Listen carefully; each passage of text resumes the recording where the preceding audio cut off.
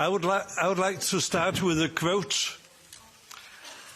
The larger issue facing Europe, inclusive activities of the European Union and other transnational bodies that undermine political liberty and sovereignty, migration policies that are transforming the continent and creating strife, censorship of free speech and suppression of political opposition, creating birth rates and loss of national identities and self-confidence. Quote finished. This was not from Russia, the quote. That was released the day before yesterday from the American administration, the Trump administration. I just want to ask, this is fundamental questions raised.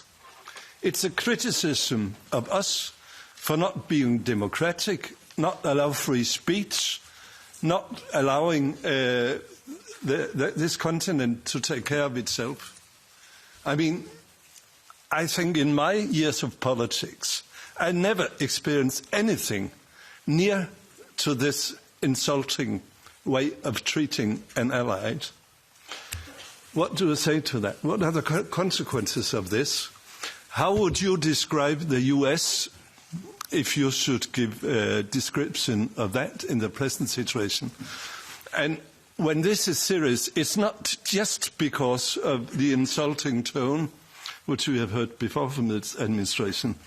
It has wide-ranging consequences for the cooperation, because you can cooperate with allies with whom you share values.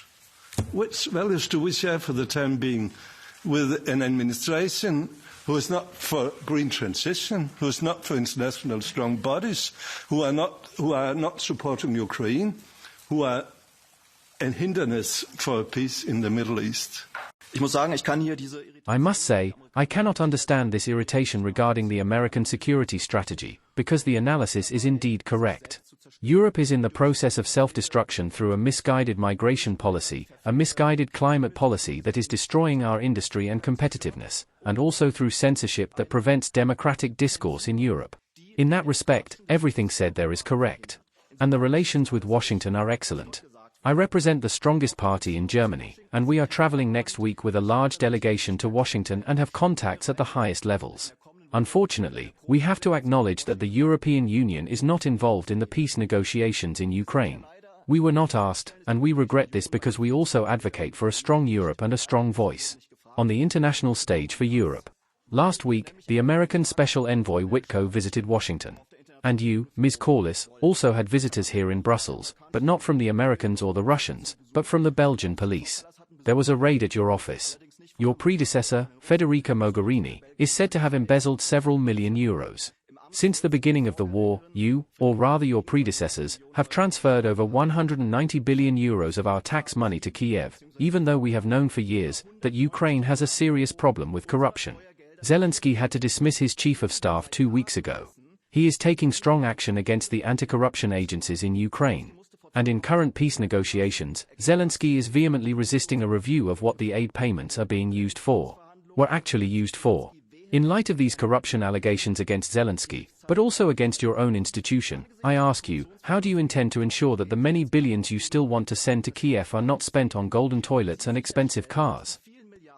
Now, on your other question, on the US attacks on the European way and the strategy, I think we definitely should, and that's also answer to your question.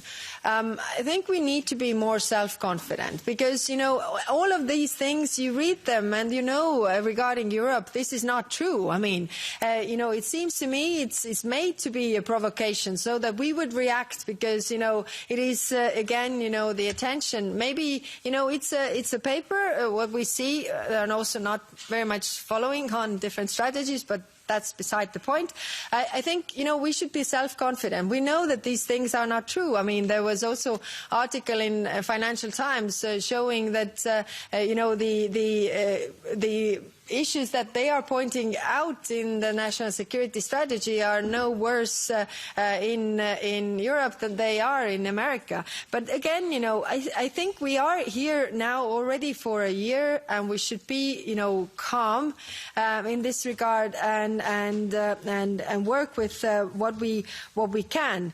It is true. I mean, the reactions always bring the divisions with America, who has been our biggest ally and still is our biggest ally, and divisions between European countries, which is also not good considering the situation where we are. So that's why, when we know that things are not true, I mean, in politics, if you go to debate on things that, this is not true, then you actually take it in. I mean, we know that this is ridiculous. It's not true what they're saying about the European Union. Again, coming from a country that was, didn't have a free media, didn't have liberties, I know what I'm talking about. I know the difference because I've been witnessing the other part. So I can tell Europe is very free and very liberal.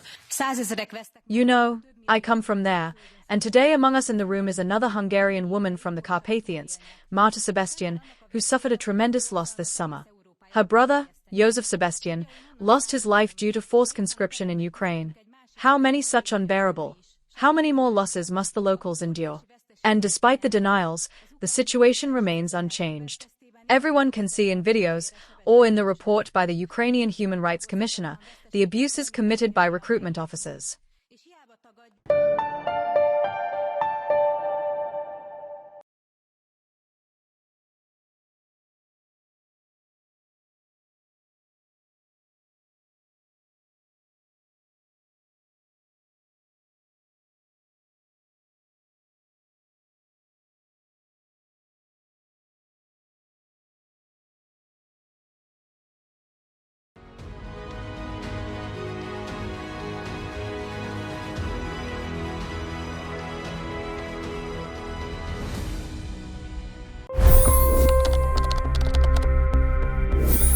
$25 crore गरीब गरीबी को परास्त करके बाहर निकले।